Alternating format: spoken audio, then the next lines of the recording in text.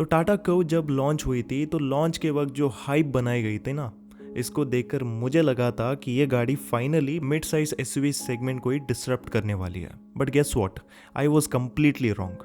आज के टाइम पर भी Creta number 1 highest selling mid size SUV है। उसके बाद आती है ग्रैंड विटारा।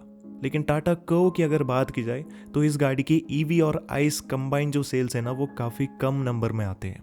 ऐसा नहीं है कि इस गाड़ी में आपको कुछ भी नहीं मिलता। It's actually a pretty good car, specially अगर आप फीचर्स और इक्विपमेंट्स को देखते हो तो इस गाड़ी में कम प्राइसिंग के अंदर आपको बहुत सारी वैल्यू फॉर मनी चीज़ें मिलती है। और साथ ही साथ इसमें आपको फ्लेक्सिबिलिटी भी काफ़ी ज़्यादा मिलेगी because it comes with the numerous engine options, और साथ ही साथ आपको गियर बॉक्स ऑप्शंस भी सारे मिल जाते। So in that way it is very good. लेकिन फिर भी टाटा मोटर्स ने जो कुछ बेसिक्स होते हैं उसको फॉलो नहीं किया है, जिसकी वजह से लोग इस गाड़ी को उतना ज़्यादा पसंद नहीं कर रहे हैं। अभी वो क्या बेसिक्स है और किस तरीके से टाटा मोटर्स अपने कर्व को इम्प्रूव कर सकती है एटलीस्ट इन दी फेसलिफ्ट, चलिए इसके बारे में बात करते हैं। सो फर्स्ट एंड फॉरमोस्ट देखो, इस गाड़ी में प्रैक्टिकलिटी बिल्कुल ही नहीं है। अगर आपने इस गाड़ी को कभी एक्सपीरियंस नहीं किया तो एक बार आप शोरूम जाओ, इसके अंदर बैठो, you will completely understand what I am saying. ये गाड़ी देखने में ऑलमोस्ट क्रेटा जितनी बड़ी है, that is the sort of dimensions. Boot space भी आपको काफ़ी बड़ा मिलेगा, that is a plus point. लेकिन जब आप कैबिन के अंदर फाइनली बैठते हो ना, you will be completely disappointed with the amount of space. इस गाड़ी के अंदर आपको leg room and knee room बिल्कुल ही नेक्सॉन जितना ही मिलेगा। There is nothing man, there is no difference at all. In fact इसका जो हेडरूम है ना, वो आपको नेक्सॉन से भी थोड़ा कम मिलता है। That means less practicality. तो जब आप नेक्सॉन से ऑलमोस्ट 1 लाख रुपए ज़्यादा पे करके इस गाड़ी को ले रहे हो, why can't you have more practicality? That is a huge question. और मैंने खुद देखा शोरूम में लोग जाते हैं, लोग एक्सपीरियंस करते हैं इस गाड़ी को, and they are always disappointed with the amount of space. साथ ही साथ अगर आप कर्व के लोअर वेरिएंट का जो कैबिन है ना, उसको कंपेयर करेंगे विद द नेक्सॉन, तो उनमें डिफरेंस ही नहीं है।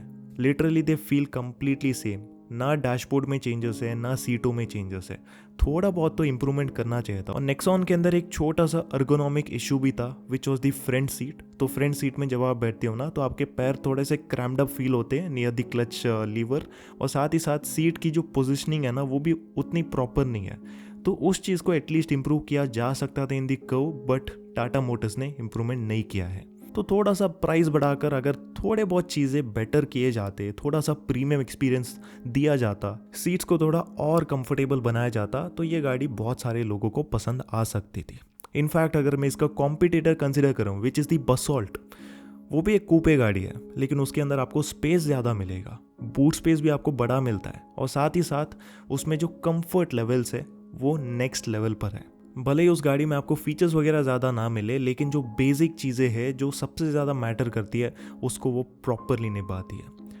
Second thing is the suspension. इस गाड़ी में आपको नेक्सॉन वाले ही सस्पेंशन मिलते हैं, and the suspension setup is slightly firm, यानी कि ये ज़्यादा सॉफ्ट भी नहीं है और ज़्यादा हार्ड भी नहीं है। तो ख़राब रास्तों के अंदर ये सस्पेंशन काफ़ी बेहतरीन फील होते हैं, लेकिन हाई स्पीड के अंदर अनयूजुअली आपको स्लाइट बाउंसीनेस फील होगी इन दी अनइवन रूट्स। लेकिन याद रखना, ये स्लो स्पीड के अंदर नहीं है। जब आप हाई स्पीड के अंदर अनइवन हाईवेज में जाते हो ना, तब थोड़ी बहुत बाउंसीनेस ये फील करा सकती है, जो कि आपके ड्राइविंग एक्सपीरियंस को थोड़ा सा ख़राब करेगा। अभी ये चीज़ आपको नेक्सॉन के अंदर तो नहीं मिलेगी, लेकिन टाटा कर्व के अंदर ये चीज़ क्यों है, आई really don't know. May be इस गाड़ी का जो आकार है ना, वो सस्पेंशन के साथ प्रॉपरली नहीं बैठ रहा है। सो ये एक चीज़ है जो कि आपको फील होगी। Third thing is the way the car looks. अगर आप इस गाड़ी को पीछे से देखते हो तो इसके लुक से आप फिदा हो जाएंगे। जिस तरीके से आपको इसके टेल लैम्प्स का डिज़ाइन मिलता है, जिस तरीके से बूट को डिज़ाइन किया गया है, इट इज़ ब्यूटीफुल। लेकिन जब आप फाइनली नीचे बम्पर वाले सेक्शन में देखते हो, देन ये गाड़ी थोड़ी सी अनप्रोपोर्शनल लगेगी। मे बी आपको वीडियोस में ज़्यादा पता ना चले, लेकिन एक बार आप शोरूम जाकर देखो, इस गाड़ी का जो नीचे वाला पोर्शन है ना, वो कुछ ज़्यादा ही उठा हुआ लगता है। So because of which it will look unproportional. अगर आप साइड डिज़ाइन भी देखते हो तो अगेन कूपे वाला लुक वगैरह तो बढ़िया मिलेगा, लेकिन इट इज़ नॉट प्रोपोर्शनल। नीचे व्हील्स और आर्चेस के बीच में जो गैप है ना, वो कुछ ज़्यादा ही मुझे लगा। साथ ही साथ इस गाड़ी की जो हाइट है ना, वो एक कूपे के कंपैरिजन में कुछ ज़्यादा ही लगी। तो बेसिकली ये जो गाड़ी है ना, वो साइड से नेक्सॉन ही है, बस इन लोगों ने बूट को थोड़ा सा एक्सटेंड करके कूपे बना दिया।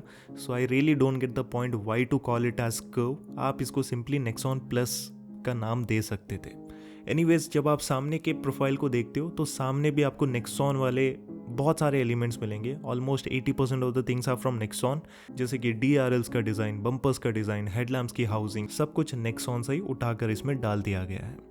डिफरेंशिएटिंग फैक्टर इतना ही है कि ग्रिल्स आपको सफारी वाले मिलेंगे, तो दोनों को कंबाइन करने की कोशिश किया है। एंड टू बी ऑनेस्ट, ये जो सारी डिज़ाइन है ना, वो साथ में उतनी बढ़िया नहीं लग रही है। देखो, लुक्स का पसंद आना वो हम सबके पर्सनल पर्सपेक्टिव हो सकते हैं। मे बी आपको ये डिज़ाइन पसंद आई, लेकिन मुझे तो पर्सनली भाई बिल्कुल पसंद नहीं है। मैं हेट नहीं कर रहा, मैं जस्ट क्रिटिसाइज कर रहा हूँ कि ये जो पूरा ग्रिल वाला एरिया है ना, ये काफ़ी बिजी फील हो रहा है। इनफैक्ट ये जो पूरी डिज़ाइन है वो मुझे नेक्सॉन के अंदर तो बहुत अच्छी लगी, because that is simple and nice man.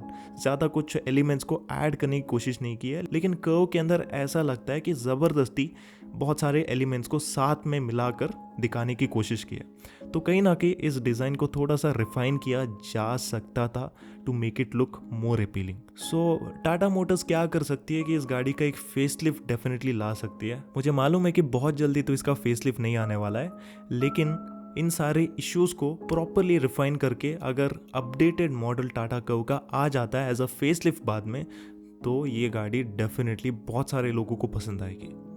Overall देखो, ये काफ़ी वैल्यू फॉर मनी पैकेज है फॉर दी प्राइसिंग, लेकिन फिर भी अगर आप प्रैक्टिकलिटी वाइज बेटर ऑप्शंस देख रहे हो, देन आपके पास बहुत सारे ऑप्शन है। आपके पास होंडा की एलिवेट है, किया की सेल्टोस है, क्रेटा भी अवेलेबल है, एंड मारुति की ग्रैंड विटारा भी इससे ज़्यादा प्रैक्टिकल फील होती है। बाकी वीडियो को ख़त्म करने से पहले मैं इतना ही कहूँगा कि जो भी गाड़ी आप सिलेक्ट करो, तो उन सारी गाड़ियों का प्रॉपर से आप टेस्ट ड्राइव ले लेना, और जो आपके रिक्वायरमेंट को मैच करती है, जो आपको पसंद आती है, उसी गाड़ी को आप उठा लेना। तो ये था सब कुछ जो कि मैं आपको बताना चाहता था। बाकी वीडियो पसंद आई तो वीडियो को लाइक करना, और ऐसे वीडियोस और भी देखने के लिए make sure to subscribe to the channel.